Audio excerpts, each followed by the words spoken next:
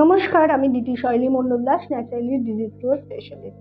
আজকে কথা বলবো যে শিশুদের আজকাল দেখা যাচ্ছে যে ক্যান্সার হচ্ছে। এটা কিন্তু আমাদের জন্য খুবই দুঃখজনক ঘটনা। চলুন দেখে নিই যে কি কি কারণে শিশুদের ক্যান্সার হতে পারে। শিশুদের ক্যান্সার হওয়ার মূল কারণ জেনেটিক কারণ। তবে আগেকার দিনে কিন্তু এত ধরনের টেস্ট ছিল না বা বাবা মারা সচেতন ছিলেন না, যে কারণে শিশুর হয়তো লাস্ট স্টেজে গিয়ে দেখা যেত যে ক্যান্সার ধরা পড়লো।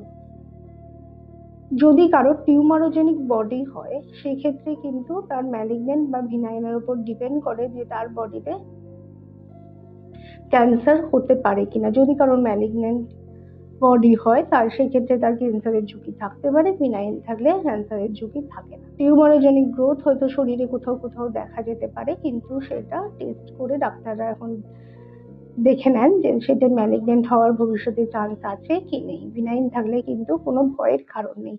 এছাড়া আরো অন্যান্য কারণ আছে, যেমন হলো কোনো কোনো মা গর্ভাবস্থায় কিন্তু অ্যালকোহল, সিগারেট এগুলো পান করে থাকেন, অতিরিক্ত মাত্রায় ফাস্টফুড, কোল্ড ড্রিঙ্কস এগুলো পান করে থাকেন। সেই থেকেও কিন্তু শিশুর জিনগত তফাতের কারণে বা টিউমারোজেনিক গ্রোথের কারণে ক্যান্সার হতে পারে। তাছাড়া দেখা যায় যে ছোট্ট বাচ্চাদের সামনেই মা বা বাবারা অ্যালকোহল বা ধূমপান করেন, সেই যে স্মোক তাদের শরীরে ঢোকে এবং সেই ক্ষেত্রেও কিন্তু সেটা ক্যান্সারের ঝুঁকি বাড়ায়।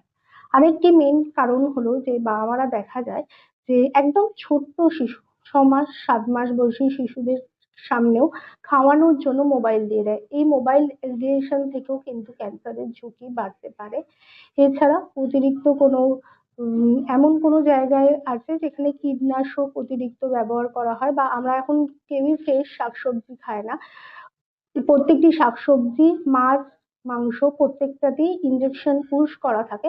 সেই থেকেও কিন্তু বাচ্চাদের ক্যান্সার হতে পারে। এছাড়াও বাচ্চারা অতিরিক্ত পরিমাণে ফাস্টফুড খায়, কেএফসি চিকেন, বার্গার, পিৎজা এই ধরনের খাবার থেকেও কিন্তু বাচ্চাদের ক্যান্সারের ঝুঁকি বাড়তে পারে। অর্থাৎ এই আজকে সহজভাবে আমি বোঝালাম যে শিশুদের কেন অতিরিক্ত মাত্রায় ক্যান্সার হচ্ছে।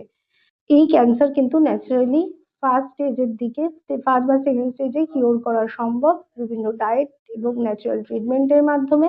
যদি আপনি চান তো আমাদের সাথে স্ক্রিনে দেওয়া নাম্বারে যোগাযোগ করতে পারেন। আপনাদের শরীর স্বাস্থ্য অনুযায়ী যে কোনো রোগ আমরা naturally diet, reiki, yoga, healing এবং পঞ্চকর্মা থেরাপির মাধ্যমে কিওর করে দিতে পারি।